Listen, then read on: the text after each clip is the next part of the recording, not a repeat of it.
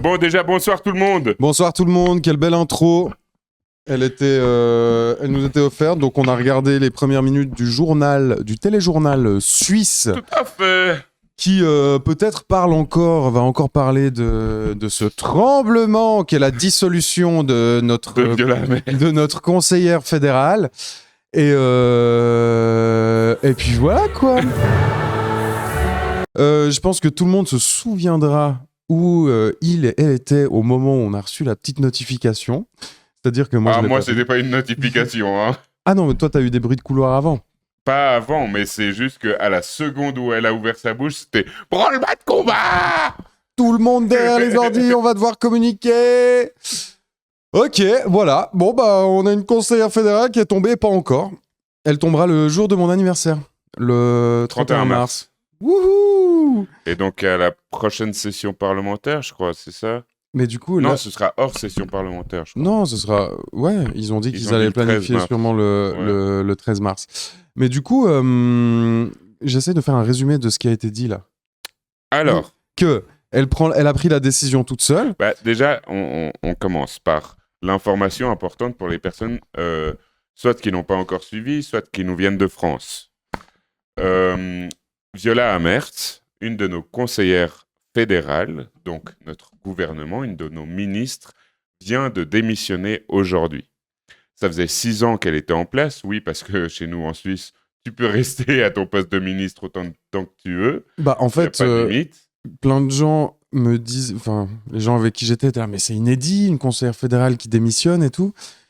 Ça se passe tout le temps comme ça. En fait, techniquement, en Suisse, c'est toujours comme ça que ça se passe, en fait. Simonetta Sommaruga a démissionné, Alain Berset a démissionné. En fait, c'est des démissions, ou alors ils annoncent qu'ils ne se représenteront pas candidats. Oui. Mais du coup, c'est comme ça que ça se termine. Enfin, il y a presque jamais. La dernière fois qu'il y a eu quelqu'un qui était candidat et qui ne s'est pas fait élire, on le rappelle, réélire exactement. C'est notre cher Blocher en 2007, j'aurais dit, mais je sais pas. Bref, mais du coup, ce qui s'est passé quand même, c'est plutôt commun, normal.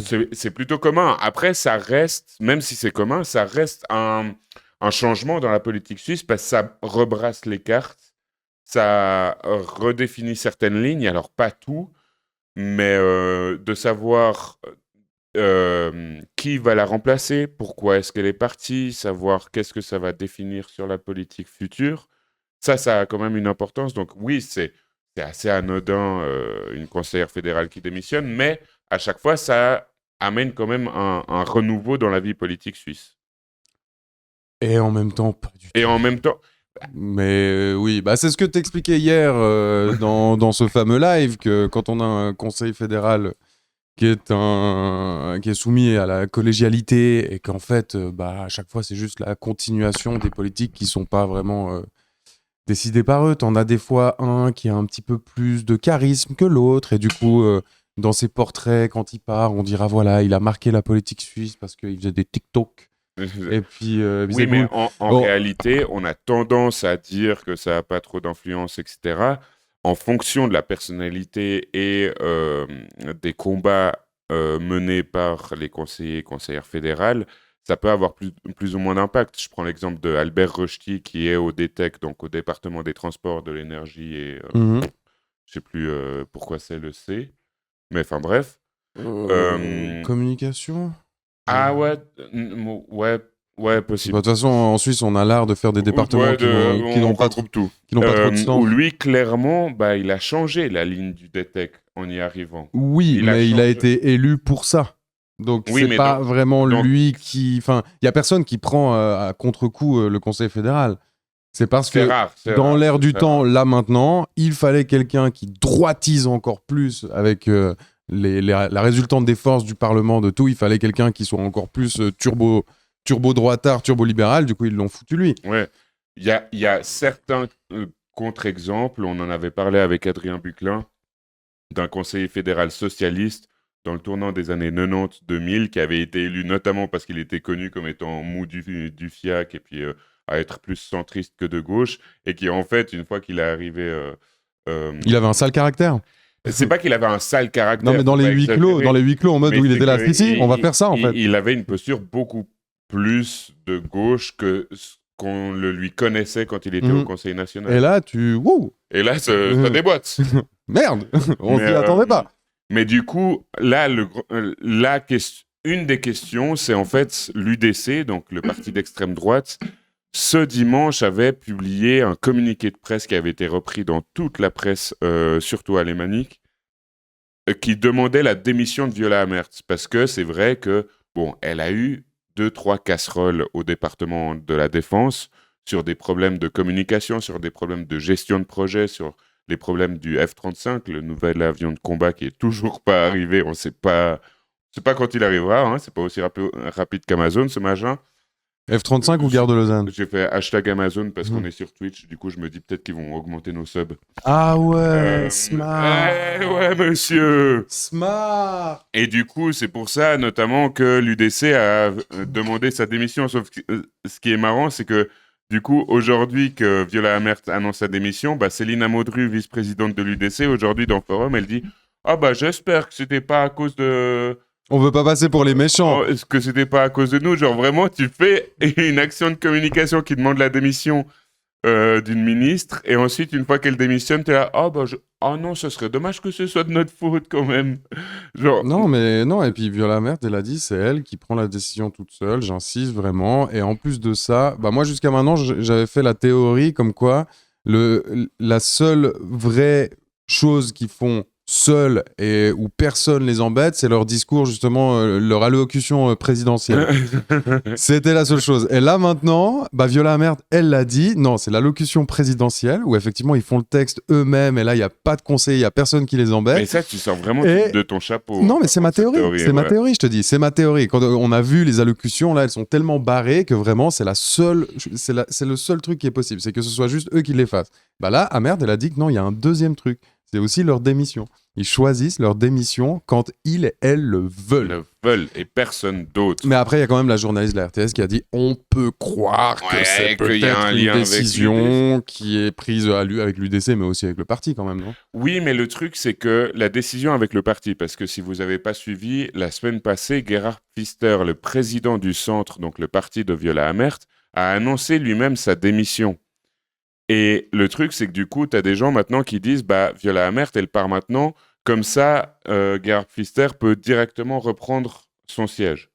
Alors déjà, premier point, c'est que s'il reprend son siège, c'est déjà une mauvaise nouvelle pour la Suisse, parce qu'il est un chouïa plus à droite que Viola Amert, avec une personnalité stratège, un chouïa plus marqué, et donc on peut s'attendre à un glissement encore plus à droite du Conseil fédéral si jamais il est élu. Mais le deuxième point, c'est que là où moi ça me fait douter, c'est que apparemment, Gerhard Pfister et Viola Amert sont pas ultra poteaux. Donc le fait que Viola Amert démissionne parce que Gerhard Pfister et le parti lui ont demandé de démissionner à ce moment-là, comme ça Gerhard Pfister pouvait reprendre son siège, si elle le kiffe pas, en soi, tu vois ce que je veux dire? Ouais, elle le ferait pas. Il y a quelque chose qui joue pas. Après, est-ce que le parti lui demandait de sortir, de démissionner, comme ça Gerhard Pfister pouvait rester? Elle disait non, parce qu'elle n'a pas envie de donner cette place à Gerhard Pfister, mais qu'ensuite, le communiqué de presse de l'UDC est venu mettre un dernier clou sur son cercueil politique, et que du coup, elle s'est dit, si mon parti veut que je parte, l'UDC, le premier parti du pays, veut que je parte, au bout d'un moment... Ouais, mais c'est peut-être quand même personnel, parce que, j'ose espérer que si ton ennemi appelle à ce que tu partes, tu puisses aussi faire fuck. Oui. Enfin là, c'est vrai que c'est quand même bizarre que le timing soit droit derrière, quoi. Ouais. On peut pas s'empêcher. Pourquoi l'UDC a demandé sa démission? Alors, moi, mon analyse... c'est ça qu'on veut, décryptage avec un cas. Moi, mon analyse, c'est que l'UDC utilise comme prétexte d'appel à la démission les différents scandales, à mettre en gros guillemets, parce que ce pas non plus des scandales majeurs, mais les différents scandales qui se sont enchaînés dans son département de la Défense. Mais pour moi, quand l'UDC fait un tel communiqué de presse appelant à sa démission, c'est plus une posture, et c'est là pour moi où l'UDC joue très bien son jeu, c'est qu'en faisant ce communiqué de presse, ils se mettent dans une posture de parti d'opposition, en disant on n'est pas content de ce qu'elle fait, patati patata. Mais ensuite, le jour même de sa démission, ils sont là, ah non, mais en fait, Non, c'est pas nous, tu on vois, n'est pas pour le pour moi, c'est combat, nous, vraiment on est pour uniquement dans le leur manière. consensus. En fait, selon moi, tu vois, ils ont cette capacité d'analyse à l'UDC, c'est-à-dire que pendant la crise migratoire de 2015, ils tapent énormément sur la question des immigrés. Et maintenant que tu as la guerre en Ukraine, etc., sur quoi est-ce qu'ils communiquent énormément? Sur la question de l'armée. Et donc, ils prennent à chaque fois les questions les plus en vogue et ils s'amusent à prendre une position de parti d'opposition sur ces questions qui sont en vogue. Et pour moi, c'est ça leur stratégie, notamment avec la demande de démission. Ils n'avaient pas réellement envie qu'elle démissionne. Ils voulaient juste se mettre à nouveau sur le devant de la scène sur un sujet qui est brûlant en ce moment, qui est la question de l'armée. Merci, It's Mariel. Pour le. Je crois que c'est ça, pas sûr. Pour le Prime. Pour ton deuxième mois de Prime. Merci beaucoup. Ouais. Ouais, on est tout le temps là maintenant, le troisième temps. Tout le temps. Bah là, quand même. C'est important. Tremblement de terre, c'est important et c'est pas si important. C'est oui, juste aussi. On voulait streamer là-dessus. Mais qu'est-ce que tu penses de mon analyse par rapport à l'UDC qui s'amuse juste à se mettre dans une posture de parti d'opposition sur des thématiques qui sont d'actualité? Bah, je pense qu'ils l'ont souvent montré. Ouais. Et en vrai, très smart de leur part. Moi, le truc que je me suis demandé, c'est qu'est-ce que j'ai retenu de Viola Amherd toutes ces années. Viola Amherd, pour moi, c'est... Combien d'années?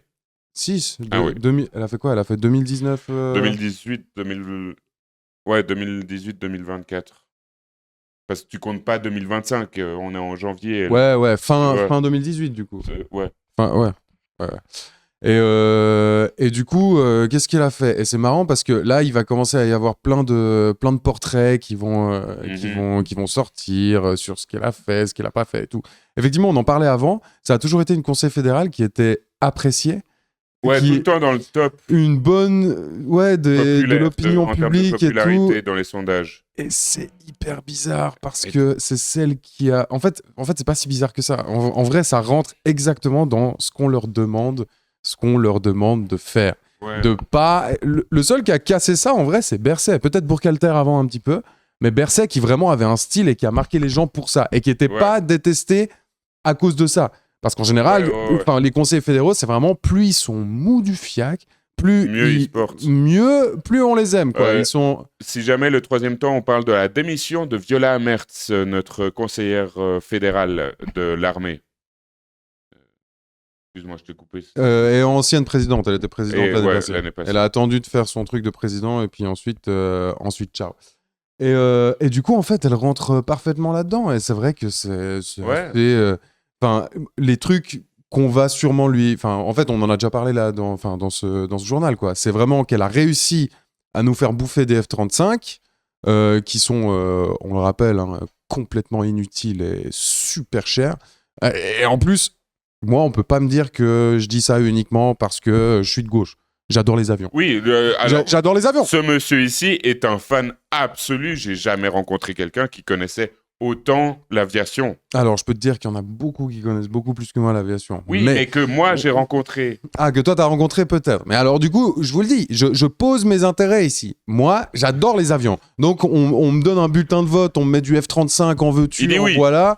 Moi, instinctivement, je mets oui, directement. Et puis, on me dit, voilà, c'est cher, mais en vrai, par rapport au budget de l'État, c'est incroyable parce qu'en plus, l'argent dans ce pays, il y en a jamais, mais il y en a quand même des fois. Pour l'armée, il y en a. Pour les F-35... Pour les retraites, il n'y en a pas. Non. Pour les assurances maladie, il n'y en a pas. Mais par contre, F-35, avoir des nouveaux tanks, des nouveaux chars, des machins, patati patata. Non, là, il n'y en a pas. Là, il y a de l'argent pour ça. Oui. Ouais, mais attends, parce que ce qui est génial, c'est que j'ai vu un reportage avant-hier. L'armée, je ne sais pas si tu sais, mais c'était un reportage en mode deuil.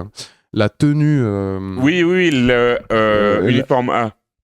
Alors, uniforme A, d'accord. Moi, j'appelle ça la tenue pour aller gambader, pour prendre le train. C'est la tenue pour prendre le train et aller boire des bières, non? Ouais, c'est la tenue officielle. C'est la tenue pas en treillis et tout. Celle-là a été sucrée parce que économie de 300 francs. Je crois qu'elle coûte 300 francs, ils ont dit. Du coup... Pas supprimé pour toutes les recrues, ça dépend des armes et des troupes. Pour les recrues, non? Ceux qui vont à l'école Ouais, de recrues, on va pas leur donner ça. Peut-être après c'est ça. les lieutenants, Ouais, tu après, grades et tout, peut-être. Mais du coup, ils font quand même des économies, cette pauvre armée, tu vois. Donc, il y en a quand même pas tant que ça de l'argent. Mais par contre, pour des F-35, il y en a. Du coup, en gros, selon moi, c'est une douille qu'elle a réussi à mettre au peuple. Mais bref, on va retenir ça. Les F-35, surtout que les F-35, c'est après une autre fois où ils avaient essayé de nous mettre des avions, là, le grip. les Gripen. Les Gripen. Tu sais que les Gripen, je me souviens même pas pourquoi ça avait pas passé à la fin. C'était quoi l'argument? C'était il est un peu nul, non? C'était Je genre. crois, alors que le F-35 C'est des avions claqué au suédois. sol. En gros, vraiment, le peuple, quoi, il a dit non parce que c'est pas assez Non. bien, quoi. Genre, Ouais, mais il y tant a qu'à mettre des milliards, nous, on veut la Rolls-Royce, on veut le truc Mais incroyable. F-35, c'est même pas la Rolls-Royce. Moi, j'ai vu des reportages qui montraient toutes les défaillances du F-35 et le fait que ça fonctionne à peu près comme Windows, c'est que tu as des mises à jour tous les mois et que les mises à jour s'enclenchent sans que tu les demandes. Ouais, il y a ça. Et d'un autre côté, c'est quand même la 6 ou 7e génération d'avions de combat et c'est considéré comme étant un des meilleurs du monde. Mais c'est vrai que c'est quand tu le compares au prix. Ouais. Parce qu'il est Oui, super c'est ça, cher. c'est que le prix d'exploitation aussi est super Ouais, élevé, ouais. non? Oui, bon, après, un FA-18, c'est 30 000 balles de l'heure pour faire tourner, tu vois. Donc voilà, mais bref, on se souvient de ça. Et sinon, de pas sa personnalité. Qu'est-ce que j'ai vu dans les médias? J'ai vu. C'est elle qui a réussi à avoir l'Euro de foot féminin en Suisse. Ah! Ouais, alors ça, justement, ça, c'est quelque chose que j'ai vu et je pense on va nous bassiner avec ça. Comme quoi, elle a vraiment fait avancer les mœurs, quoi. Et j'ai même vu dans un des portraits, je sais plus si c'était 24 heures ou Le Temps, il mettait ça en parallèle avec le fait que déjà avant, je sais plus où j'ai vu ça, je sais pas c'est qui ça, déjà avant qu'elle soit au Conseil fédéral, quand elle était au Conseil national et même avant, à l'échelon de son canton, elle était vraiment pour l'avortement. Pour défendre le droit de l'avortement et tout. Du coup, t'as vraiment le pour Ouais, mais qu'est-ce que avortement, ça a à faire avec l'armée, ça? wokiste, progressiste, elle était à l'armée s'est wokisée grâce à elle. Bravo. Oui, parce Bravo. que ça aussi, c'était une critique de l'UDC, c'est que notamment, un des trucs qui sera retenu d'elle, c'est qu'elle a commencé à ouvrir ce chapitre de la possibilité de combattre le harcèlement sexuel, mais pas que, Voilà, il y a ça. à l'armée. Alors, on connaît la Suisse, comment combattre le harcèlement sexuel à l'armée, on va faire des tables rondes, essentiellement. Et puis à la fin de la table ronde, il y a un email qui sort et puis tu fais une séance d'information en C'est disant pas bien de c'est pas bien et si vous êtes victime, écrivez à cette adresse email. Enfin, Ouais. en vrai, on sait pas ce qui a été mis en On place. sait pas. Mais c'est au moins un chapitre qui a été ouvert. Après, j'ose espérer quand même, et ça c'est un petit peu, c'est du témoignage. Hein. Là, on fait vraiment c'est ce que moi j'ai entendu, mais que l'armée c'est pas pareil. Déjà, même ces 10 dernières années. Ouais, Comme quoi, il y a change. quand même plus de. T'es en train de dire que genre entre nos potes, parce que nous on n'a pas fait l'armée, mais entre nos potes qui ont fait l'armée Et il y a maintenant, 10 ans et maintenant c'est plus la même expérience. je pense. Mais c'est possible. Je pense Mais vraiment c'est qu'il y a pour plus. souligner le fait qu'on devient vieux. Bah oui, bah écoute, c'est comme ça. Aussi avec la stigmatisation sur les homosexuels. Ouais. Que ouais, maintenant, ouais. c'est vraiment de moins en moins. Même un si big ça deal. reste. Il y a eu justement un rapport fin de l'année passée qui montrait que les questions de harcèlement moral ou sexuel, les questions de discrimination étaient encore extrêmement présentes à l'armée. Et tu avais le chef de l'armée qui était là, ah, mais moi je m'y attendais pas. Genre. Alors que lui, il a fait l'armée quand? Il a fait l'armée Ouais, à 40 ans. Ou Le match, premier qui ça devait était. être l'enfer. Il devait prendre ceux qui étaient homo, les foutre sous la douche froide et trouver ça drôle. Ouais. Et c'est un bisutage. Et Merci. bienvenue. Imanims. Bienvenue. Et du coup, bah, qu'est-ce qu'on se souvient de plus? Enfin, j'ai vraiment l'impression que ce conseil fédéral, à chaque fois, c'est. Voilà, là, on va la mais remplacer, on va du coup, regarder. par rapport, là, on a fait un peu la liste. Et de nouveau, on a tout ça en tête parce qu'on a regardé les reportages aujourd'hui et aussi parce qu'on suit énormément la politique, nous deux. Mais quand ils font leur sondage sur la popularité des conseillers et conseillères Ah, fédérales, mais c'est génial. mais ils demandent à qui pour... Parce que, en fait, je sais pas si vous, dans le chat, vous aviez un petit peu des datas sur Viola Amherst, mais est-ce que vous vous sentiriez de pouvoir répondre à un sondage de popularité du Conseil fédéral? Scandale RUAG, c'est vrai. Et aussi, point important qu'on n'a pas mentionné, rapprochement avec l'OTAN, c'est vrai que Viola Amherst a été beaucoup critiquée, et je pense à raison, parce que elle avait tendance à vouloir un peu lorgner du côté de l'OTAN, Ouais. se rapprocher. Ce qui, en vrai, en termes stratégiques. Non, reste de gauche. Reste de gauche. Bah, non, si On tu. a parlé FA18, F35. Je sens que tu vas glisser là. Sortie de route. Non, en fait, je me mets à leur place. Parce que pour moi, l'UDC est complètement contradictoire par rapport à ça. Mais je me mets à leur place. Parce que le truc, c'est que ce truc de l'OTAN, ça casse les couilles. Bah, bien sûr que moi, j'ai pas envie ni d'adhérer à l'OTAN, ni de me rapprocher avec l'OTAN. Sauf que ce que les gens ne sachent pas. Putain, focus. Voilà. Ce que les gens ne sachent pas, c'est que la Suisse fait déjà des exercices conjoints avec l'OTAN. C'est que la Suisse est en vrai. Je veux dire, si on a un problème d'alliance, nous, on va appeler Washington, hein, on va pas appeler la Russie. Enfin, Non, je pense que ça me semble aussi, assez évident. en fait, Donc, on est déjà, dans un certain sens, on est déjà avec l'OTAN. Et du coup, bah, que tu fasses un rapprochement officiel ou pas, mais aussi, on est déjà le fait, là-dedans, en fait. Même si on ne parlait pas du tout avec l'OTAN, tu prends une carte Mais du oui, mais monde, justement. tu regardes les pays de l'OTAN, tu regardes la Suisse. Si un jour la Suisse est attaquée, Mais justement. soit d'autres pays de l'OTAN sont aussi attaqués, à ce moment-là, l'OTAN s'en charge de toute façon. Si c'est que nous qui sommes attaqués, mais dans quel monde les pays de l'OTAN font rien? Enfin, on a quand même UBS qui est la troisième banque mondiale. Ça dépend Genre, sur quoi tu regardes. sur Mais quoi tu genre, regardes, mais gestion de fortune ou je sais pas quoi, je pense gestion de toujours les fortune, c'est premiers. première. Hein. Ouais, voilà. Et vous pensez vraiment que les États-Unis, parce que les États-Unis ont un intérêt énorme en Suisse, notamment avec UBS, mais pas uniquement. Vous pensez vraiment que les États-Unis vont rester là Non, à mais regarder l'OTAN, l'ONU, la Suisse à l'international, enfin, jamais, jamais, en fait, moi, ce qui me fascine avec cette armée, c'est que jamais, ou en tout cas plus jamais, on sera protégé grâce à la crédibilité de notre armée. Et pour moi, en vrai, pour moi, ça n'a jamais été le cas. Mais bref, la crédibilité de notre armée, qu'on ait des F-35, qu'on mette 6 milliards, qu'on mette 12 milliards, qu'on mette 30 milliards dans l'armée, ça ne changera foutument rien. De toute façon, notre armée, c'est des fucking peanuts par rapport aux armées, même juste qui nous entourent. Et ensuite, on parle même pas des États-Unis, de la Russie, de la Chine, de tout ce que tu veux. Et du coup, si ces pays ne nous attaquent pas, et nous attaqueront très probablement pas, c'est uniquement parce qu'il y a des intérêts. Mais le jour où ils veulent le faire, qu'on ait investi 30 milliards par année pendant 10 ans, qu'on ait les meilleurs chars, tout ce que tu veux, la France nous prend en 3 jours, si elle en a l'intérêt. Sauf que elle va pas le faire parce qu'elle elle a aucun intérêt. Et du coup, on est des alliés. Et du coup, rapprochement avec l'OTAN ou pas, l'UDC, ça les emmerde. L'UDC, ça les emmerde uniquement parce qu'ils disent ouais, on bafoue notre neutralité en faisant ça ou je sais pas quoi. Mais du coup, c'est déjà le cas. On est complètement aligné sur l'OTAN et on fait déjà des exercices conjoints avec l'OTAN et on est avec eux, on est potes. Donc, on n'est déjà pas neutre en fait. Enfin, c'est pour ça que je comprends pas trop. Mais aussi sur la question pourquoi l'OTAN nous soutiendrait. Imaginons le cas de figure où on est attaqué, mais pas un autre pays de l'OTAN, en rappelant qu'on est entouré de pays de l'OTAN. Hein. Mais imaginons. Ça veut dire quoi? Ça veut dire que bah non, il n'y a pas l'Autriche, mais on s'en fout. Oui, mais l'Autriche est aussi entourée dans le sens où on est enclavé par l'OTAN. Ça voudrait dire que si on est nous seulement attaqués, ça veut dire que l'attaque peut être menée que par les airs. Alors déjà, il faut m'expliquer comment ils vont passer au-dessus de l'espace aérien de l'OTAN. S'ils passent que par les airs, ça veut dire quoi? Que s'ils veulent avoir des forces terrestres, c'est que par des parachutes? Que par des parachutes? Ils peuvent pas arriver par terre, par la terre ou par les mers. On n'a pas d'accès à la mer. Donc ils sont obligés de passer au-dessus des autres pays de l'OTAN et ensuite d'envahir un pays uniquement par les airs. Ouais. Ou alors de faire uniquement des bombardements. Bon, après le truc, c'est que par exemple, il y a 100 ans, il y a eu le cas de figure concrètement, où l'ennemi était à nos portes. Oui, mais comme tu l'as dit, si l'ennemi est à nos portes, ça veut dire qu'il est déjà en guerre contre l'OTAN.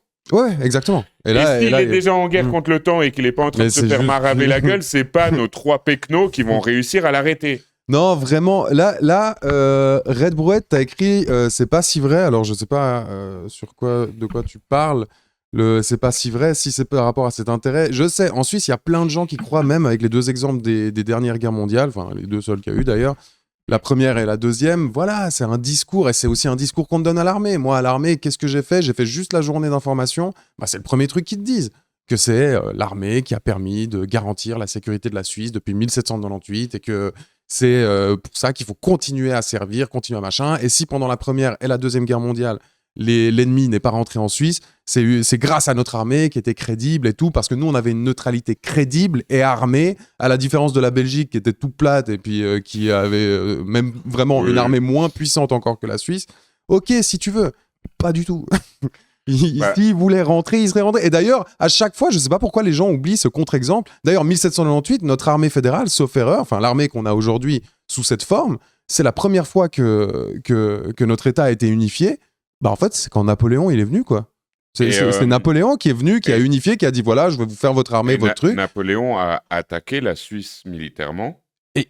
En 2 jours, ou 3 jours 3 semaines, mais parce qu'ils n'avaient pas de véhicules motorisés. Ouais, 3 semaines à l'époque, mais ouais. Mais juste 3 semaines, alors qu'à ce moment-là, la Suisse était connue pour avoir des mercenaires ultra entraînés, machin, patati, patata. Ils n'avaient même pas de véhicules motorisés. On nous dit, oui, mais les montagnes, ça nous protège.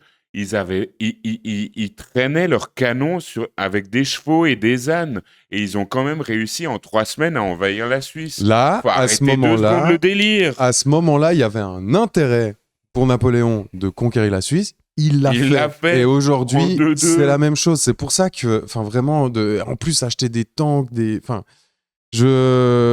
vraiment, c'est une incompréhension. C'est délirant.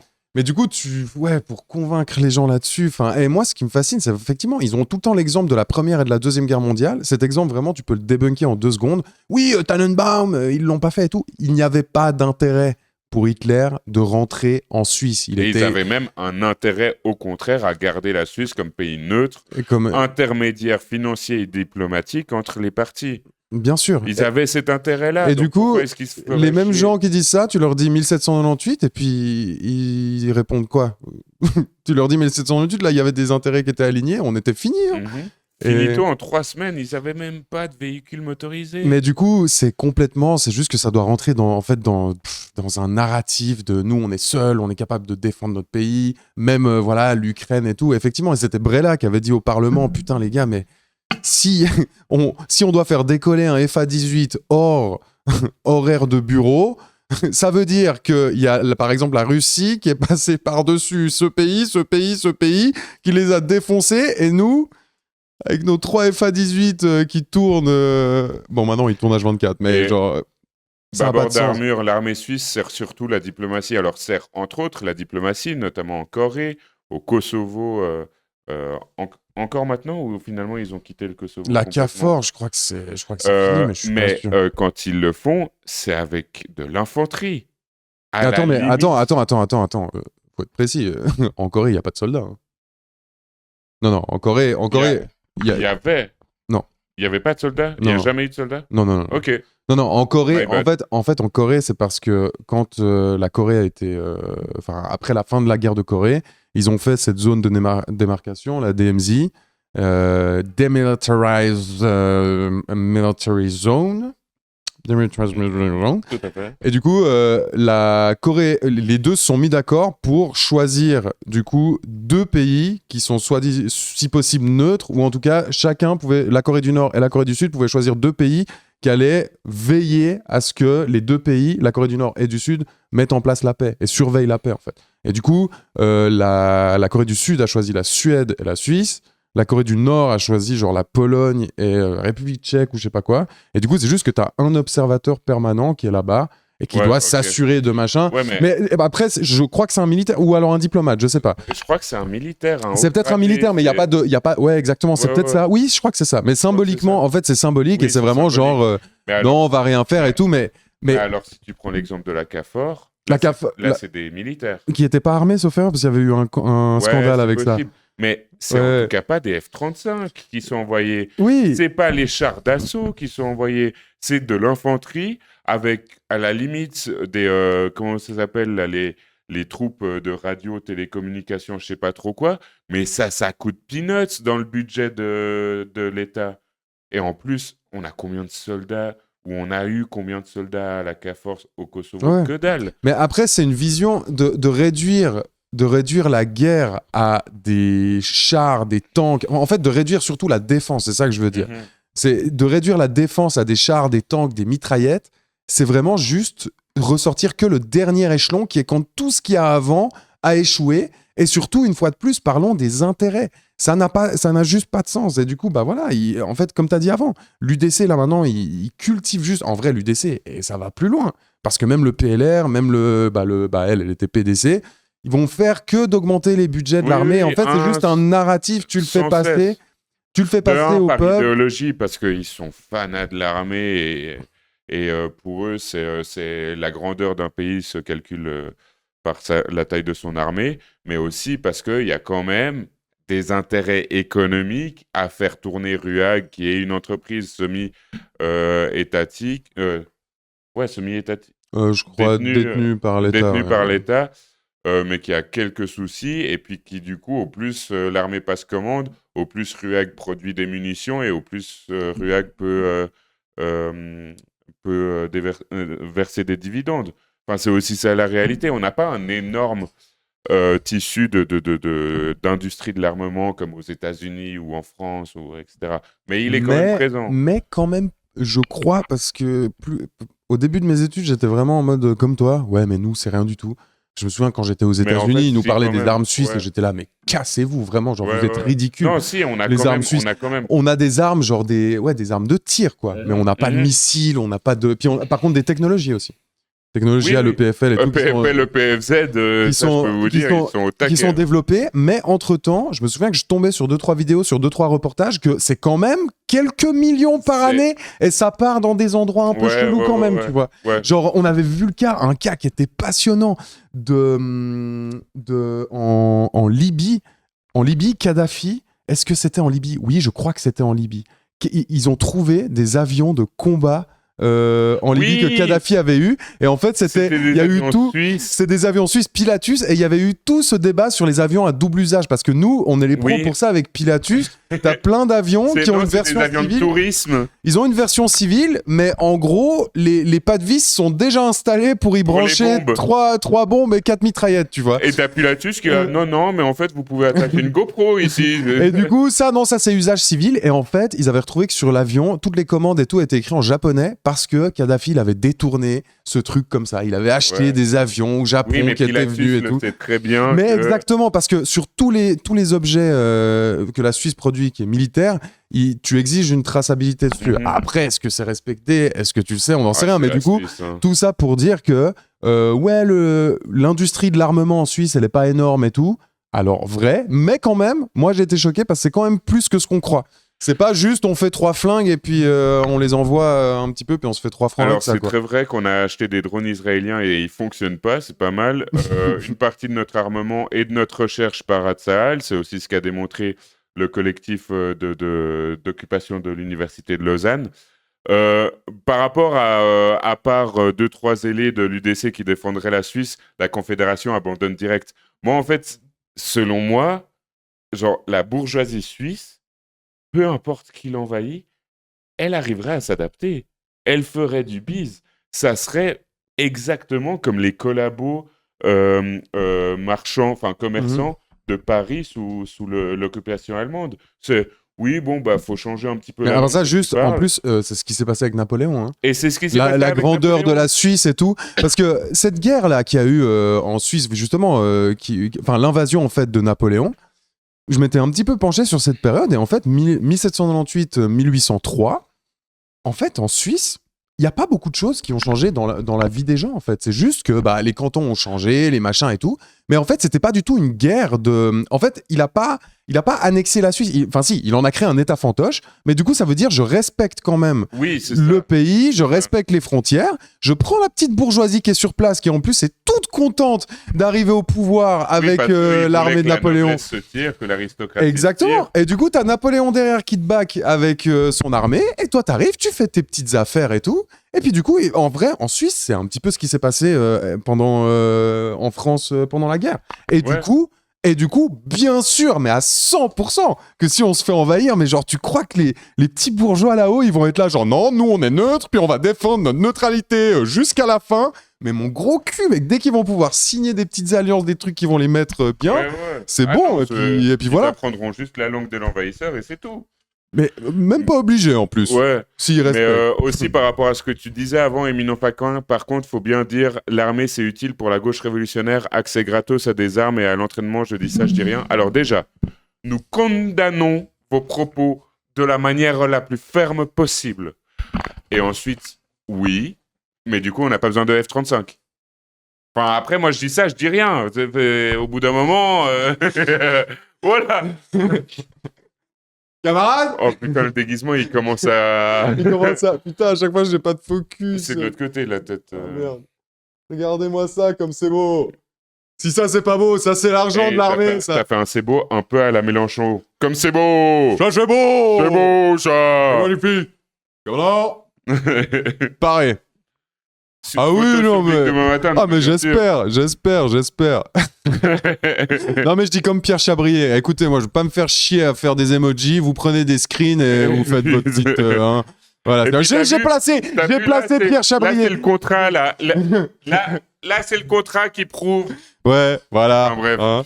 Mais du coup, ouais, putain, je pensais pas qu'on allait faire si long sur l'armée. Je pensais qu'on allait plus parler justement des aspects politiques. Mais après, c'est intéressant aussi de temps en temps de parler de l'armée. Parce que au final, je sais pas, au final, bah déjà, ils pompent notre fric, mais tu sais, ils parlent à chaque fois des assistés qui payent pas d'impôts, et moi, je paye des impôts, et patati, patata. Les vrais assistés en Suisse, c'est l'armée, hein, faut bien le dire, monsieur. En vrai, ça fait méga sens qu'on parle de l'armée, parce que son département est plus important qu'elle. Enfin, elle, tout le monde s'en fout un peu. Voilà, on dit qu'elle a pleuré. Oh, vous saviez qu'elle a pleuré? Et c'était pas de la menthe et des cristaux. Elle a vraiment pleuré en conférence de presse. Enfin, oui. Elle a pleuré en mode au valaisanne, hein, en mode... J'étais ces émotions, hein, aujourd'hui. Putain, mais toi, tu les fais de mieux en mieux. C'est vrai? Ah ouais. Je t'ai pas dit, mais je travaille chez moi. Ouais, mais ça se voit que tu le pratiques. le bourbine. C'est cool. C'est cool, ça fait plaisir. Mais ouais, non, mais moi, l'armée, à chaque fois, mais c'est un... Mais je me souviens aussi... Ouais, pendant la journée d'information, ils nous avaient passé en revue la tenue militaire. Là. Mais du coup, la journée d'information, alors, pour information, c'est celle qui est avant le recrutement. Donc, t'es même pas au recrutement. Ça, c'est vraiment une journée, par contre, qui est obligatoire pour tout le monde. Pas tout le monde. Tous les hommes. Ouais, oui, tous les conscrits, tous les hommes, tous les citoyens suisses assignés hommes, oui. Et du coup en général qui ont un sexe masculin. Et du coup ces gens-là doivent venir, et donc ils nous avaient fait la tenue, parce que là quand je suis allé reposer le petit casque là, je me suis demandé si c'était elle qui avait fait les KS vegan. Ah. Et non, c'est pas elle. C'est pas elle, c'est ma horaire. Je sais pas, mais en tout cas quand j'étais à ma journée d'information, elle était pas encore à l'armée. Il nous avait passé le truc en revue, puis il était là, et voilà, ça c'est les célèbres KS. Donc les KS, c'est les bots de l'armée suisse qui sont un peu iconiques, font partie de la pop culture, bah oui. Et du coup, il nous avait fait, voilà, ça c'est les KS. Et maintenant, depuis l'arrêt du tribunal fédéral, parce qu'en fait, t'as un gauchiste qui est remonté jusqu'au tribunal fédéral. Ouais, pour dire qu'il voulait faire l'armée, mais en tant que exactement, vegan. Et il a gagné. Pas. Et du coup, il était là, ça c'est la version 1, en cuir pour les hommes, les vrais. Et puis là, à côté, bah, vous avez la version pour les bouffeurs de boulgour. Voilà, super, bravo. Bienvenue à l'armée. Du coup, c'est pas... Ouais, mais... Tout le lore me fume de cette armée. Mais à part ça, tu parlais justement de la journée d'information, et aujourd'hui, Viola Amert, avant d'annoncer sa démission, a annoncé une autre décision du Conseil fédéral, c'est de rendre la journée d'information à l'armée obligatoire également pour les femmes. Attention, mesdames, dans le chat. Attention. Si j'ai bien compris ce qui a été dit dans la conférence de presse, c'est que ça, c'est acté. Ce sera obligatoire pour les femmes la journée d'information, mais aussi que le Conseil fédéral se penche sur la possibilité à l'avenir de rendre le service militaire obligatoire également pour les femmes et les étrangers. Mais celle-là, mais attends, mais est-ce que... Si j'ai bien compris à la conférence de presse, hein. Les étrangers, t'es sûr, ça c'est trop chelou. Ouais. Ça, c'est vraiment trop bizarre. C'est un de leurs trucs. Mais c'est pour de l'instant, dire que... elle a précisé, c'est une des options qui sont étudiées pour augmenter le nombre de recrues à l'armée. Je sais pas pourquoi tu veux augmenter le nombre de recrues à l'armée, mais ça va coûter plus cher en plus. Alors, ça va permettre de réaugmenter encore plus le budget de l'armée. Oui, parce que c'est vrai que le budget de l'armée fonctionne essentiellement comme ça, c'est-à-dire que tout ce qui a été brûlé l'année d'avant, tu peux le justifier pour l'année prochaine. C'est pour ça qu'il y a notamment en Suisse ces histoires qui sont des histoires véridiques. Hein. Déjà la guéguerre des communes pour faire péter le plus possible de munitions. Parce que les communes touchent de l'argent en dédommagement si elles font péter des munitions, si elles donnent un terrain, voilà, on fait péter 1-2 millions de matériel, de grenades, de bombes et tout, ils touchent de l'argent ensuite. Et puis ces fameux trucs où des fois, effectivement, ils ont des stocks qui doivent juste faire péter, parce que sinon, tu peux pas les justifier pour l'année d'après. Petite parenthèse qui est assez croustillante moi aussi. j'ai des potes qui m'ont expliqué qu'ils avaient une journée avant que ce soit la fin de l'année comptable où tu avais les officiers qui débarquaient avec toutes les caisses de munitions et qui étaient là, bon, maintenant, on vide. Et j'ai un autre pote qui, lui, était chauffeur, tour de rond-point, pour cramer l'essence. Et pour péter les routes aussi. Ah ouais? Mais c'est en fait vraiment l'armée, c'est mais ça après ça pour le coup c'est le ruissellement. Mais oui, parce que du coup si l'armée pète les routes, en fait tu justifies le budget pour réparer les routes, ça crée du travail, ça crée de l'emploi, tout ça c'est super. Ah oui non mais mais ce truc des Suisses, mais on peut refaire le téléphone que tu m'as fait avant, Selim. Tu sais pas quoi? Ils veulent, toi t'es moi et moi je suis toi. Ils veulent refaire le budget, le budget de l'armée, puis au passage tout ça, non c'était pas le budget. C'était genre, ils veulent peut-être que le service militaire pour les femmes serait obligatoire. Et t'as répondu quoi, toi? J'ai dit, mais attends, mais il faut voter pour ça. Ah, mais attends, il faut voter pour ça. Et ensuite, j'ai dit, mais les femmes, elles vont quand même pas faire le plus grand autogol. Ah oui, mais les femmes, elles vont quand même pas faire le plus grand autogol en votant pour le service obligatoire pour les femmes. Bah, tu sais, Selim, on est en Suisse, hein. On n'est pas au premier autogol que le peuple pourrait s'infliger. C'est la fin de... Bon, je sais plus ce que j'avais dit. Ouais, t'aurais pu me prévenir, j'aurais travaillé le texte. Putain, c'était médiocre.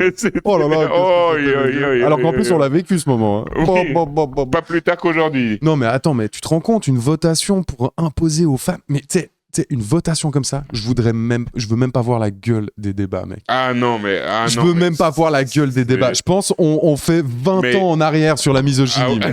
Vraiment, ouais, feignol, là, tu veux pas te bouger le cul, là, voilà, toi t'es capable de te prendre une balle pour ton pays, là. Bon, bah il s'agirait de se mettre au boulot, là, avec les gauchistes, les là. Justification de pourquoi on a plus besoin de recrues à l'armée. 42 millions d'Ukrainiens par rapport à ta question sur la modification de la Constitution.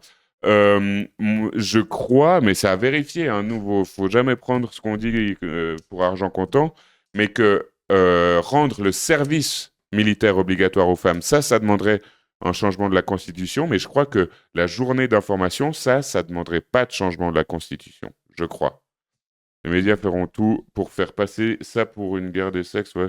Il y a trop de gens qui vont dire que c'est féministe pour l'égalité. Oui, ça, par contre, ça va être un axe. Ça, s'ils le font, hein, mais il y a beaucoup de si. Parce que pour l'instant, elle a dit que c'était juste une des options qui sont étudiées par le Conseil fédéral. Donc, peut-être que s'ils se décident sur cette option, peut-être qu'on votera là-dessus en 2035. Hein, calmez-vous. Mais certainement que certains arguments, ce sera... Oui, mais vous avez demandé l'égalité, donc la voici, et puis vous vous arrêtez de nous faire chier maintenant. Et ça, ce sera le pire. Enfin, pas le pire. Mais en fait, aussi, ce serait le pire, parce que pour la plupart des gens, en fait, qui croient réfléchir logiquement, tu leur dis ça, et c'est un argument qui est super difficile à débunker au niveau pour le grand public, en fait. Genre, ou alors, tu dois venir, et tu dois avoir, mais mec, le charisme de Mélenchon... Bah pour pouvoir t'enchaîner tous les gens, avoir une punch, un truc, parce qu'en fait, la punchline est tellement puissante de dire, bah, vous voulez l'égalité, et bah regardez, là, il n'y a pas l'égalité, donc si vous voulez l'égalité sur le reste, et ben du coup, il va falloir que vous acceptez cette égalité. C'est tellement facile, genre, il y a plein de gens qui diront juste, genre, mais en fait, je suis d'accord avec ça, tu vois. Je me fais ma propre idée, et là, je suis d'accord. Et en fait, tu dois commencer à rentrer dans le truc en disant, mais attendez, peut-être qu'on pourra en discuter le jour où il y aura vraiment l'égalité entre les hommes et les femmes, mais pour l'instant, non. Et juste pour rentrer dans cette logique, et du coup, de dire, bah, je sais pas, là, je pense que ça marche pas. Enfin, bref, tu rentres, bah, tu vois, là, mon aura... Elle a diminué de moins 1000, en fait, tu vois. Du coup, bah, imagine ça sur un plateau télé. Ce serait tragique, horrible. Ce serait tragique. Et c'est le problème de ce genre de punch, principalement de droite, j'ai l'impression, qui appelle un peu, tu sais, au bon sens. Au bon sens, ma bonne dame. C'est évident que si vous voulez de l'égalité, bah, il faut aussi que les femmes fassent le service militaire obligatoire. Et en fait, le problème, c'est que dans ce genre de cas, bah, ça demande 5 minutes pour déconstruire ce genre de faux arguments. Et il y a une loi comme ça, je ne sais plus comment elle s'appelle, loi avec un nom italien pour dire que, mais c'est pas par rapport à des faux arguments, mais par rapport aux fake news, que pour une phrase de fake news, ça en demande genre 10 à la Ouais, pour débunker. vraiment. Ouais. Et puis aussi, ce qui est incroyable avec cet argument de bah, on impose aux femmes, c'est que Loi l'égalité. de Du coup, Brandolini, merci. allez, c'est que du coup, même pour reprendre leur même logique, bah ouais, les hommes sont conscrits, les femmes pas. Et du coup, pourquoi les hommes le sont? Mhm. Ouh, ouh, ouh. Mais vous voulez abolir l'armée? Ouh, gros cerveau, gros cerveau, gros cerveau. Attendez, mais ça veut dire que Oh, comment on va se je défendre? suis excessivement fatigué. Ouais, mais du coup, peut-être Mais que. je sais plus qui disait il faudrait un mouvement vraiment antimilitariste, etc. Il y a le GSSA en Suisse, qui surtout au début des années 2000 était ultra actif, alors toujours maintenant, hein, mais le GSSA qui est le groupe pour une Suisse sans armée. Alors bon, ils avaient essayé de faire passer une initiative pour abolir l'armée tout court en Suisse, autant Mais tu vous sais dire que que, ça n'a mais pas oui, mais passé. une fois de plus, ça a pas passé parce que les gens ils comparent ça à un putain de camp de vacances, mec. Oui, Genre non vraiment, mais... je pense que l'argument principal c'était sur l'unité de la nation et sur le machin, Et mais ça forme les jeunes hommes. ça forme les. Forme les jeunes Peut-être que hommes. ça forme les jeunes hommes aujourd'hui, il passerait moins. Parce que je pense qu'on a avancé sur ce principe de l'éducation qui est que je me suis pris des torgnoles, du coup, toi, une petite torgnole dans ta gueule, ça te fera du Ouais. bien aussi. Ça, à l'ancienne, genre même encore il y a 20 ans, c'était hyper présent. Aujourd'hui, c'est beaucoup moins présent, je pense. Même chez les teutons, même en Suisse alémanique. Mais à chaque fois, c'est juste qu'en fait, moi, je parle pour la Suisse, la vraie, mec. Moi, tu me parles des teutons. Je sais pas ce qui. Effectivement, peut-être que c'est toujours hyper On présent. revient à ça. En Est-ce tout qu'on ne doit cas, pas juste mais demander même. notre indépendance, les romans? Mais en vrai, même, je pense, en Suisse allemande, c'est moins pire qu'avant, tu vois. Même si, bien sûr que. Mais en vrai, même en Suisse romande, hein, il y a toujours des parents qui sont là, bah oui, une claque de temps en temps, c'est pas plus mal. Enfin, faut leur apprendre la vie, la dure vie, tout ça. Je pense que faut préparer tes enfants à la vie qui est rude. Et du coup, ils se disent pas qu'il faut abolir le capitalisme, ils se disent qu'il faut martyriser leurs enfants, comme ça, ils seront plus prêts à affronter la dureté de la vie. Mais du coup, cet argument, je pense qu'il est un peu moins puissant quand même. Et puis l'argument sur l'unité de la nation et tout, je pense qu'il est moins puissant aussi. Parce qu'aujourd'hui, tu peux quand même dire que genre, je sais pas, tu peux J'ai faire envie peut-être d'être autre d'accord chose. avec toi, mais attention de nouveau Ouais. à ce Non, phénomène de la bulle sociale. là, on est dans une théorie de comptoir, Parfois, hein, j'adore. parfois, on est tellement surpris, on a l'impression que ouais, les jeunes générations, on a peut-être un petit peu plus de data sur l'antiracisme, le féminisme, etc. Et tout à coup, tu as une votation, tu regardes les tranches d'âge et tu es là, ah bah, ah non. Ah ben ça, 42 milieux d'Ukrainiens, je lis juste en commentaire là, pas d'armée pro, car sinon elle serait contrôlée par Moi, la je suis totalement bourgeoisie, d'accord. elle serait utilisée contre le peuple. C'est en réponse avec, en vraie question, est-ce que du coup, il faut totalement abolir l'armée ou faire une armée pro? C'est en réponse à ça. Ouais. Eh ben moi je suis beaucoup plus pour une armée pro, oui. Moi, je suis Je pas suis du tout beaucoup pour plus une pour une armée armée pro. pro Moi, je pour suis qu'on arrête de complètement casser les anti-armée couilles pro. aux gens et sur base de volontariat. Et Là, on n'est pas du tout mais d'accord. mec, ce truc de la bourgeoisie, je suis désolé, c'est un argument, mec. C'est un truc qu'on te sort. Pareil, on me l'a sorti genre à la journée d'information. Que l'armée suisse, la différence, c'est que l'armée suisse, regardez le schéma là, elle est dirigée par un conseiller fédéral. Celui qui est tout en haut de l'armée, c'est un conseiller fédéral qui est élu par le peuple. Du coup, l'armée suisse ne peut pas se retourner contre son peuple. Littéralement, tu as des gens qui vont aussi loin que Non, ça. c'est Parce qu'elle est contrôlée par le peuple, c'est démocratique, je sais pas quoi. Mon gros cul, le commandement, il vient de la bourgeoisie. Et du coup, l'armée suisse, aujourd'hui, est une armée bourgeoise, même si c'est une armée de c'est plus conscrits. facile. C'est plus facile. Il y a le cas, pour donner un exemple, il y a le cas au début du XXe siècle en France où dans une ville du sud-ouest, tu as une énorme grève de mineurs, je crois. Et où tu as une troupe qui est vraiment pas loin, une troupe armée qui est vraiment pas loin de cette grève. Et à ce moment-là, la politique, je crois en fait que c'était fin du 19e siècle. Et la politique de l'armée, en général, à ce moment-là, quand il y avait des grèves, c'était on arrive, Bah, on c'est dit comme ce que la Suisse. s'il vous plaît, arrêtez de faire grève. Et ensuite, quand ils disent non, ils tirent. Non, 3 sommations. 3 sommations. Et en fait, le commandement de l'armée a décidé de ne pas utiliser la troupe qui était juste à côté, parce qu'en fait, dans la troupe, tu avais essentiellement des membres des familles des gens qui faisaient grève. Et donc, ils sont allés chercher une troupe qui était à 300 km pour la ramener dans la ville en question. Et là, tu n'avais aucun questionnement. La troupe a tiré contre les grévistes. D'accord. C'est ça. Attends. Oui, c'est un tunnel, je sais, mais c'est un Non, point c'est pas un important. tunnel, c'est juste que c'est hyper précis comme exemple, il n'y a rien de C'est en structurel. ça que Lénine parlait du danger des forces armées détachées. Quand il disait forces armées détachées, il disait détachées du peuple, détachées de sa population.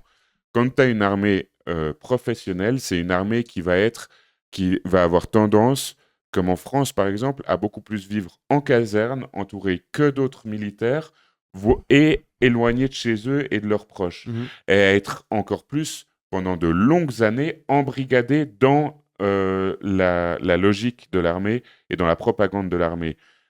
Ce qui fait qu'ensuite, ils vont remettre en question absolument aucune question, même quand il s'agit de tirer sur sa propre population.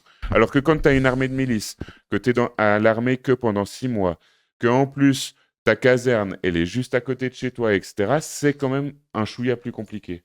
Mais en fait, là, si on faisait exactement la même armée, sauf qu'on l'imposait pas, il y aurait beaucoup moins d'effectifs, il y aurait beaucoup moins de réservistes, sauf que juste... Alors déjà, plusieurs choses qui me viennent en tête. Il y aurait moins de réservistes, mais tu peux juste faire le même modèle, sauf juste sur base de volontariat. Et l'armée serait juste beaucoup plus petite. Mais donc de milices, de volontariat, pardon. De milices de volontariat. Ouais. Ouais, et puis, C'est-à-dire que de toute façon, t'as des pros, t'as des gens qui vont faire carrière dans l'armée de toute façon. Oui, les officiers, mais c'est tout. Mais ce qui est important, c'est que celui qui tienne le fusil ne soit pas un professionnel qui a appris pendant 5 ans à suivre des ordres. C'est ça ce qui est important. Mais à part ça, je trouve que c'est hyper naïf comme argument parce que l'armée suisse aujourd'hui, que ce soit des miliciens ou des pros, le concept de l'armée, c'est que tu vas obéir. Même dans l'armée suisse aujourd'hui... Sur la profondeur de l'habitus que tu vas développer en fonction de si c'est sur 6 mois. Ok, mais par exemple, tu penses qu'aujourd'hui, l'armée suisse ne serait pas capable de tirer sur son peuple parce que c'est une armée de milices? Je pense qu'une troupe aujourd'hui en Suisse serait beaucoup moins capable de tirer sur sa population que par exemple une troupe française, oui. Oui, mais du coup, si au bout d'un moment, le pouvoir bourgeois a besoin de réprimer son peuple avec l'armée en Suisse, imaginons que ça arrive... Ce serait plus compliqué. Et mec, en plus, ici, t'es pas obligé d'aller les chercher à 300 km. 300 km, tu traverses le pays. T'as juste à aller en Argovie, tu prends les gens et oui, puis mais c'est quand même pas des professionnels. Ok, d'accord, ce serait plus compliqué. Et c'est pour ça qu'une armée de conscription est de toute façon mieux qu'une armée pro. Pour moi, c'est le commandement qui compte. Non, mais non. Mais si, tirer au bout d'un moment, tirer sur la gâchette, s'ils veulent te faire tirer, ils vont te faire tirer. Et d'ailleurs, ça s'est produit en Suisse. Ça s'est fait à Genève, ils ont tiré. Oui. Ouais. Effectivement, ils ont tiré une fois. Mais toi, tu dis que du coup, si c'était une armée pro, ils auraient tiré déjà bien avant. Ou encore plus. Ah non, parce que je pense pas que ça dépend que de ça. Ça dépend du commandement, justement. Ils vont te le faire. Pas que du commandement, parce que le commandement ne tient que en fonction de est-ce que les troupes, les individus qui sont dans l'armée sont suffisamment matrixés pour ne pas remettre en question l'ordre. Quand tu fais 6 mois à l'armée et ensuite tu ressors, tu es moins matrixé que quand ça fait 5 ans que tu vis, tu manges, tu dors avec l'armée. Ouais, moi je pense pas que ça fait une différence significative et c'est pour ça qu'à ce titre qu'en Suisse, oui, c'est pas essentiel. Oui, t'as lancé un énorme débat. Mais oui, mais c'est intéressant. Parfois les gens nous demandent est-ce que parfois on est en désaccord sur des points politiques. Bah voilà. Bah ouais, bah voilà.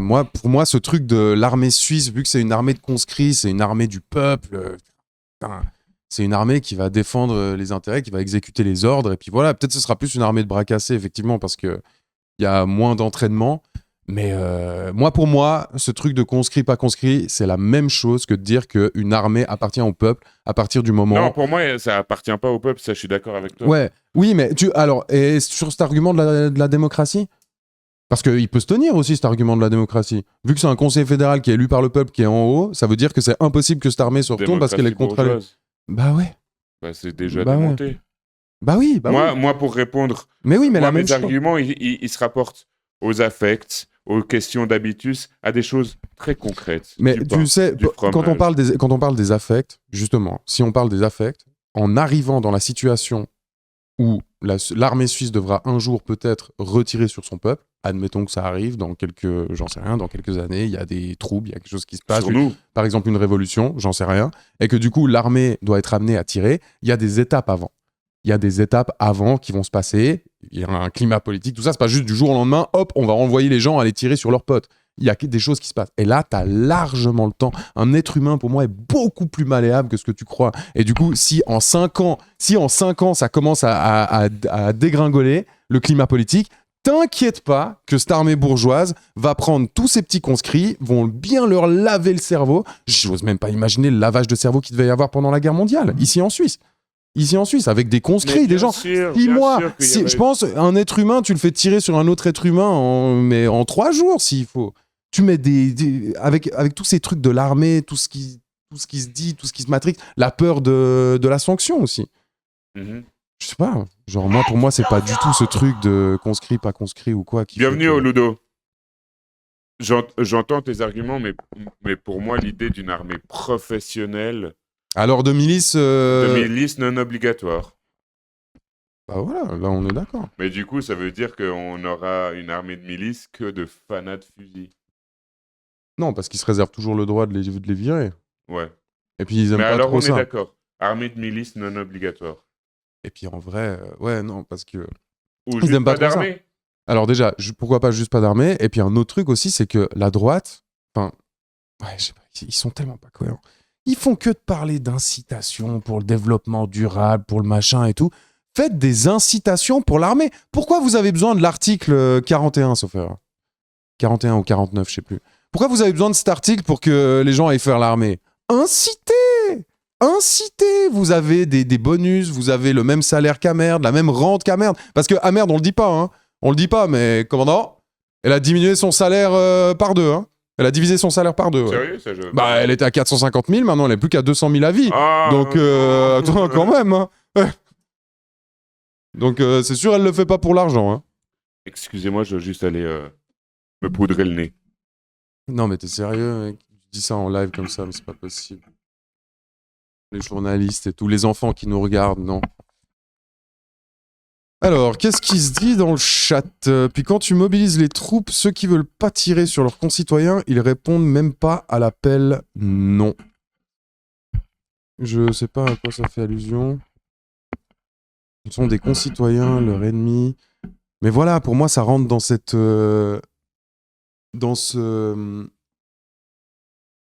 L'armée fera tout ce qui est possible de faire et a les moyens pour retourner un être humain. Moi, je crois pas trop en cette théorie que Robin... Ah, désolé. Il vient de dire. Et je t'entends, connard. Ouais, désolé. Mais sinon, ah merde, il y a quoi d'autre? C'est vrai que le débat est parti uniquement sur l'armée. De quoi? Ah oui, parce que maintenant, la Eteikos Corporation se fait démarcher. Non, ouais, c'est cool. Non, oui, on va parler de ça. Initiative contre les minarets. On nous a demandé la version numéro 2. On nous a demandé de parler de ça. Du coup, on va le faire.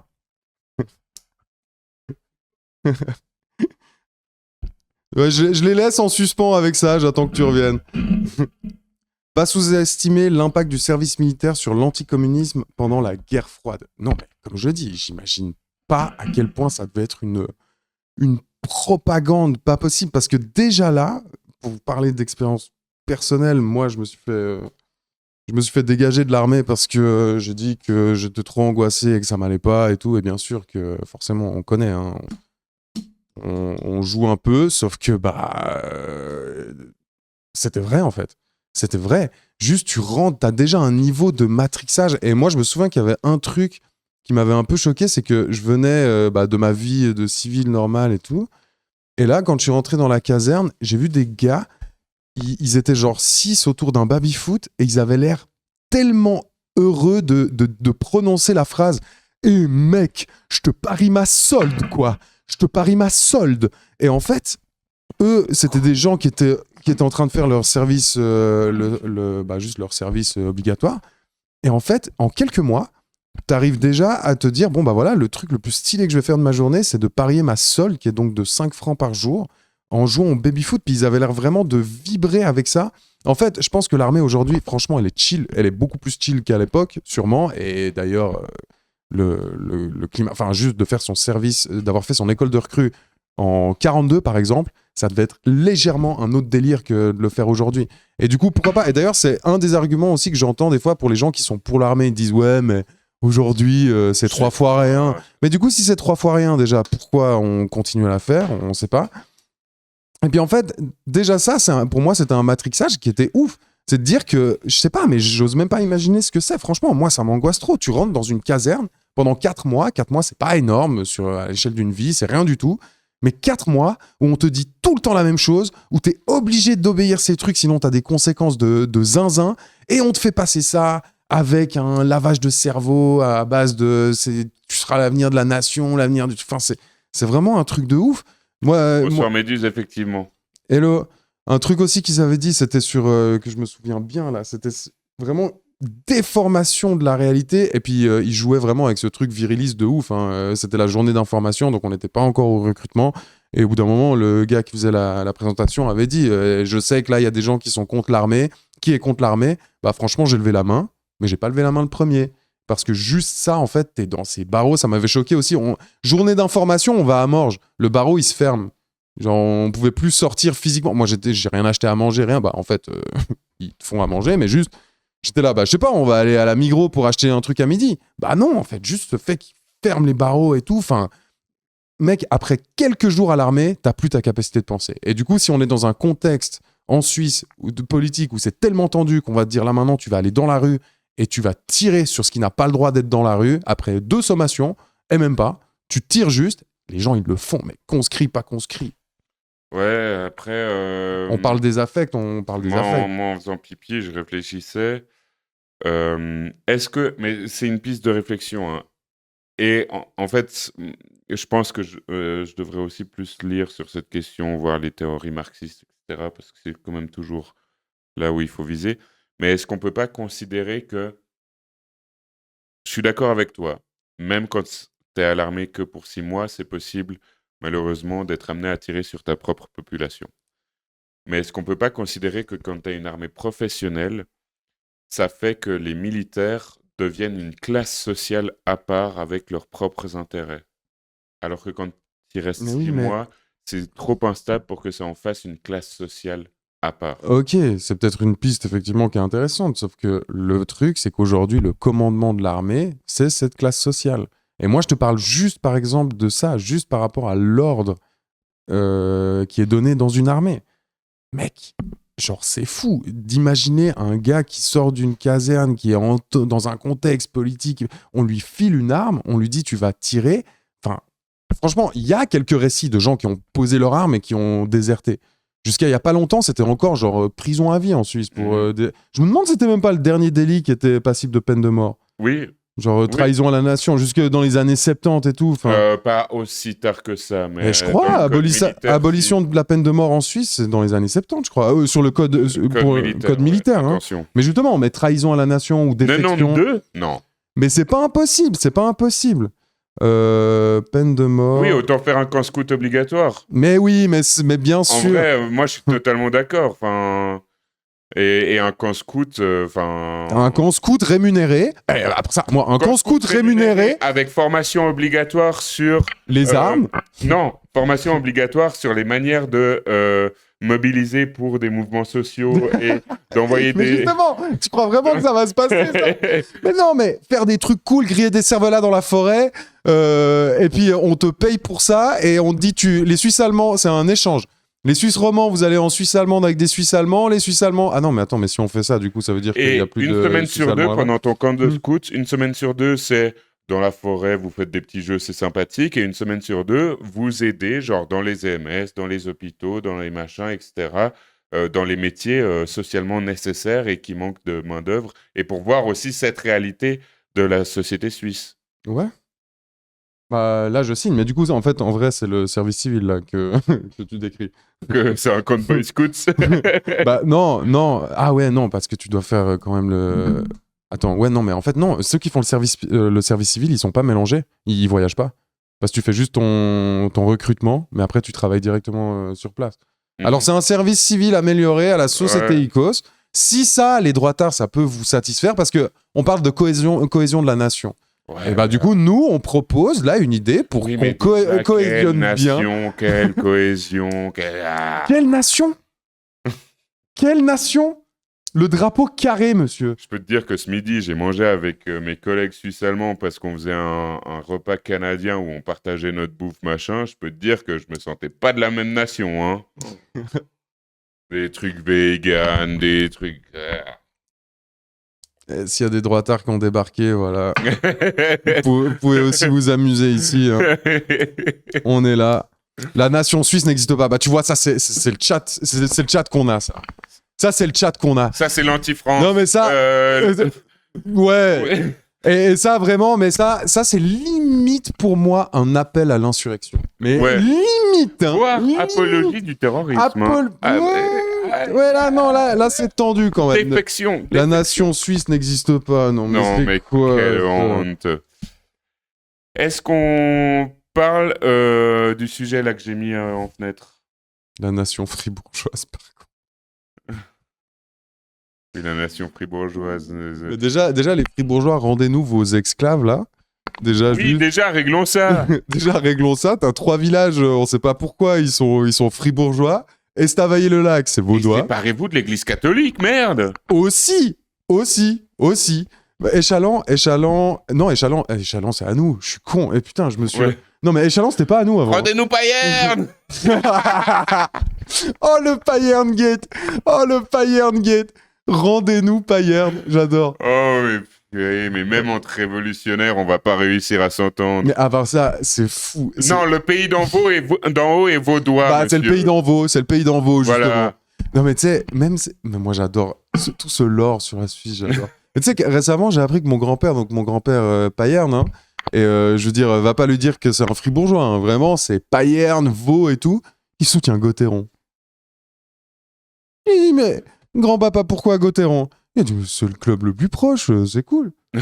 J'étais là, d'accord, donc on est nationaliste payernois, et par contre, j'étais là, bah, Lausanne, ouais, les citadins, LHC, tu crois que je... Mais les Lausannois, jamais les Lausannois. Ok, d'accord, donc ça préfère soutenir Fribourg que le canton de Vaud. Voilà. J'ai envie de dire la lumière de culture qu'est Lausanne au milieu de cette obscurité de méconnaissance. Ah, ce pays, des fois, vraiment, des fois, j'en peux plus. Hein. C'est drôle, mais des fois... Et même en Suisse romand, on est quoi? Même pas 2 millions, on arrive à peine à se blairer. Ça va trop loin. Et on fait des votations qui durent 15 ans pour définir si un patelin, un moutier, ça doit appartenir au Jura ou à Berne. Et comment on fait? Machin, patate. Non, mais on était là-bas, hein, pour ceux qui nous suivent sur Instagram, en hiver, là, enfin, pendant les fêtes. Et juste, déjà, il y a un zoo à Moutier, derrière Moutier, là. Ils ont 3 tigres blancs. Alors, qu'est-ce qu'ils sont beaux, hein, mais juste, qu'est-ce que ça fout là, ce truc, putain! Qu'est-ce que ça fout là? Dans une vallée où à 15h, il fait nuit. Ouais, de l'autre côté, c'est Soleure. Est-ce que vous avez le lore de l'histoire de ce canton? Mais ça fait aucun sens. C'était genre 5 familles bourgeoises vraiment. qui se sont alliées et qui du coup ont fait cette la moitié des espèce cantons suisses, c'est ça. Hein. Oui, mais il y a aucune attache au Soleure. Ça veut dire, est-ce qu'il y a des nationalistes? Regarde les frontières de ce canton. Mais c'est un espèce de poulpe comme ça. Et puis, ça n'a aucun fucking sens. Ça n'a aucun Vraiment. sens. Juste 42 millions d'Ukrainiens.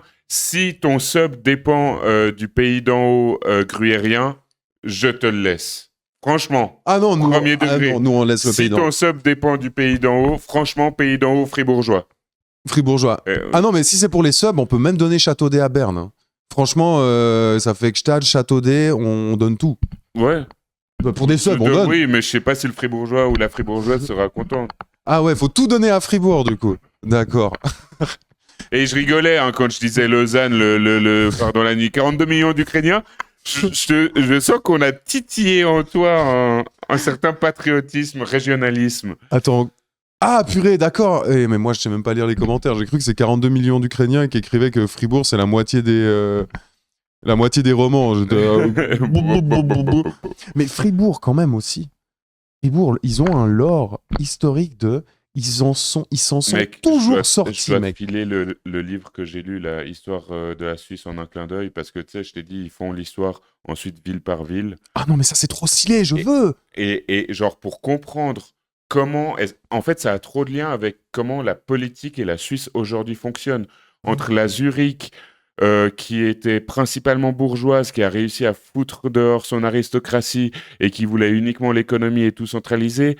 Berne, qui était une espèce d'aristocratie bourgeoise ultra bizarre du Conseil des 200, qui était spécialisée dans la politique, mais par contre qui interdisait l'économie, à part l'agriculture et le mercenariat. Exactement, parce que Berne, moi, c'est ça que j'ai entendu, C'est ça, c'était une c'était le machine à mercenariat. faire des mercenaires, le truc. Fribourg, qui était tout le temps lié au clergé, en fait.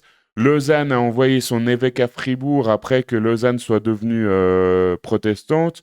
Lausanne qui se développe, en fait, les deux collines de Lausanne, moi ce que je savais pas, mais bon, on en apprend tous les jours, c'est que tu as la colline de la Cité qui était détenue par les aristocrates, les nobles, avec l'évêque, et la colline de Saint-François, c'est là où se sont placés les bourgeois, et c'était en confrontation les Mais deux. ils se tiraient au taquet ou ils... Je crois qu'il y a eu des confrontations. Putain, mais Mais je vais te le génie. filer, ce livre, parce que c'est vraiment ultra intéressant.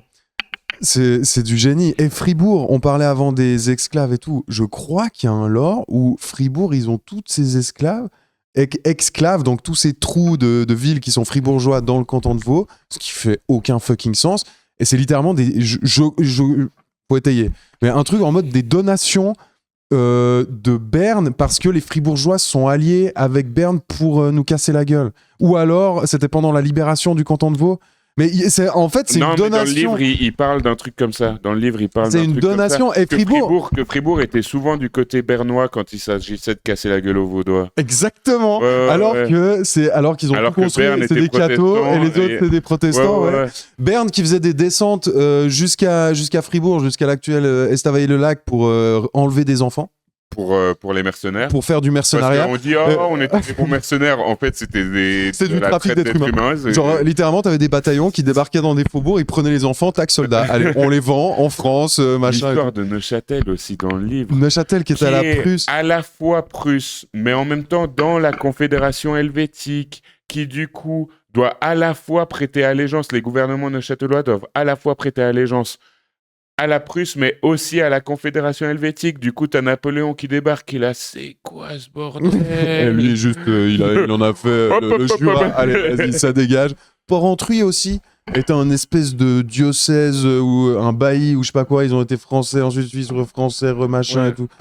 Ah non, mais et Genève aussi, un lore, mais mec, Genève. Mais je vais te le filer ce livre, il est taquin. Mais Il faut est qu'on taquin. fasse un livre comme ça. La rêve du livre, c'est Un stream, je veux dire. Putain, je suis fatigué. l'histoire. Attends, de- va sur Google parce que là, tu vas passer une année à le trouver. Non, parce que je l'ai cherché hier normalement. Ah ouais, bon. Hop. Ouais, Genève, c'est. Mais ce livre, en vrai, je l'ai dit déjà hier soir, mais c'est un livre écrit par une journaliste du Temps. Du coup, au début, j'étais un peu dubitatif. Et en fait, je trouve que ça permet... Une journaliste du temps. Laure Lugon par hasard Non, ou... non. Elle est plus haute. Je trouve que ça permet quand même de... parce qu'elle le fait pas en mode historien, en mode date après date, etc. Elle a quand même une certaine analyse que je trouve intéressante sur certains aspects et qui permet de comprendre un peu, je trouve, comment est-ce qu'on en arrive à une telle culture du consensus, une telle culture de la neutralité, etc. Donc, et comment est-ce que l'équilibre entre les différentes grandes villes suisses s'est créé, en fait, pour donner la Suisse d'aujourd'hui. Donc, c'est ce livre, L'histoire suisse en un clin d'œil de Joël Kuntz. Voilà. Mais c'est hyper intéressant parce que tu viens de dire deux trucs. Neutralité, consensus, c'est... On a l'impression vraiment que ça fait partie de l'ADN de l'Helvète, tu vois. Mhm. Il est né avec ça et tout. Et ces deux notions sont hyper récentes. Si t'es un gros nationaliste et que tu pars du principe que l'histoire de la Suisse commence en 1291, c'est genre il y a 200 ans que ça s'est vraiment institué ce truc. Neutralité, neutralité, c'est vraiment Congrès de Vienne 1815. Et du coup, cette neutralité, c'est incroyable parce que alors qui est déjà une première fois reconnue en 1648, il faut quand même le dire.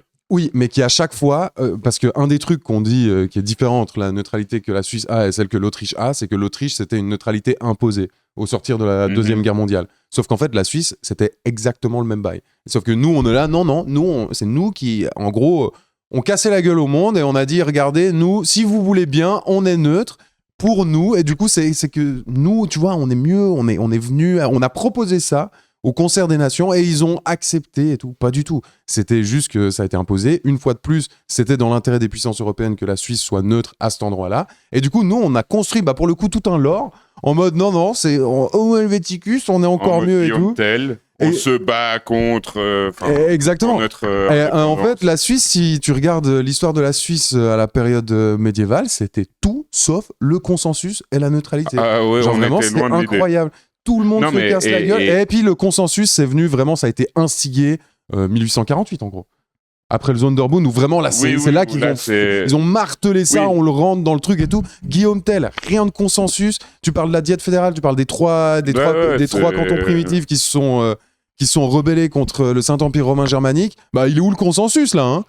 Enfin, je veux dire, c'était des terroristes ou quoi? Les gars, ils se sont dit, on va se soulever contre l'empereur. C'est simple. Les seules fois où il y avait vraiment consensus avant ces périodes, c'est quand il s'agissait de faire du commerce avec l'extérieur. Ah, alors ça, par contre, non, mais justement, par contre, il y a aussi un autre truc qui a été développé, c'est la discrétion, Robin. Et ça, c'est quelque chose. Donc il faut pas dire ce genre de choses. Toi, tu parles fort comme ça. Tu dis des trucs et tout. Non, mais arrête. Non, mais alors oui, le business peut-être, mais. Mais ouais, ce livre, moi, je trouve intéressant un petit peu pour replacer les bases de nos connaissances d'histoire suisse, même si on a certainement toutes et tous certaines notions déjà, mais pour avoir un certain regard sur l'histoire suisse. Je te le filerai, c'est vraiment intéressant. Tu me fileras ton regard. Ah oui, puis les chemises Edelweiss, ça m'étonne pas du tout. Alors, je ne sais pas si c'est une vanne ce que tu dis, mais ça m'étonne pas du tout si tout ce folklore qu'on a créé est en fait super récent. Le chalet? De quoi le chalet? Le chalet, c'était un truc qui était... oui, ok. Non, pardon. Le Carnotset. Pas le chalet, le Carnotset, mais aussi le chalet. Le chalet, c'est pas impossible, parce qu'à l'ancienne, ça devait être genre... C'était un truc, mais surtout le Carnotset, je me souviens que c'était un truc où tu avais dans certaines vallées, certaines maisons qui avaient un Carnotset, mais que c'est ensuite, pendant une exposition nationale... Ok, ou universelle, tu vois. Ouais. Qu'ils ont montré ça, genre, à Lausanne, ou un machin comme ça, et qu'ils ont trouvé ça super, et qu'en plus, ça allait bien, parce que ça permettait de créer un sentiment national en ayant tout le monde des Carnotzets. Et aujourd'hui, tout le monde a l'impression que des Carnotzets, si tu vas dans la Suisse de 1540, tu avais des Carnotzets partout, mais pas du tout. C'est pas une invention, mais ça s'est répandu à la fin du 19e siècle dans cet objectif de donner ce regard national. Mais en vrai, pour le chalet, c'est pas impossible aussi. Le chalet, l'idée du chalet qu'on se fait aujourd'hui en bois et tout, c'est pas impossible qu'en fait ce soit méga récent. Enfin bref, il y a plein de... En fait, il y a plein de trucs, on a vraiment l'impression que c'est oui, le chalet est un très vieux concept, ça vient de l'Arpitan, etc., effectivement, mais le fait que ce soit autant répandu dans toutes les vallées alpines et que tous les Suisses, en fait, tous les bourgeois suisses ont un chalet, ça c'est récent. Et que ce soit hypé, en fait, qu'on l'ait mis dans notre... Parce que c'est ça aussi. À l'époque, en fait, c'était juste des maisons, c'était des granges, comme ça. Des granges, exactement, des maisons et tout, mais que ça fasse partie autant aujourd'hui du folklore, de cette espèce d'identité nationale que tous les Suisses croient avoir en leur sang. Tu vois un chalet, t'es là, oh mon Dieu, je suis ému et tout. Enfin, je sais pas, quand tu vois un gros bloc de béton à Lausanne, t'es pas ému. Moi, des fois, je vois un gros bloc de béton et ça me rappelle le brutalisme et je suis ému. Mais là, non, nous, on construit tout ça avec des chalets, avec des trucs. Enfin, vous voyez ce que je veux dire, en fait, ce truc de... en fait, juste le folklore. On se rend pas compte à quel point le folklore est hyper volatile et souvent hyper récent. C'est ça qu'on veut dire. Et moi, oui, je suis ému quand je vois un gros bloc de béton. Et franchement, je trouve ça magnifique. Ça dépend lesquels. Parce que tu dis un bloc de béton travaillé. Un bloc de béton travaillé. Parce que les années 70, dégueulasse. Plateforme 10, ça me... Moi, j'aime bien, mais c'est pas brutaliste. Mais ça rappelle un peu le brutalisme. Britannique, tout à fait.